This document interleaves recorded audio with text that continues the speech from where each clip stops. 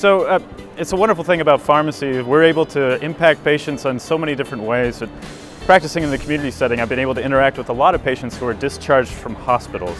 I remember one occasion where I met a person who was coming in pretty late at night, looked like a train wreck, honestly. You could tell he'd been through quite an ordeal, holding a handful of prescriptions. One of the ones that I looked at was one of the ones he didn't want. It was a medication that's used to prevent stroke. After reading through his discharge papers, I saw that he had been admitted for stroke, and he was willing to just leave this entirely off the table. So being able to connect with the patient, explain why they're taking medications. I'm not going to say empirically that I prevented that patient from being readmitted to a hospital, but definitely mitigated their risk. So this is where we're talking about a responsibility that belongs in the hands of pharmacists, and that's managing medications, make sure that we're getting safe and appropriate medication use.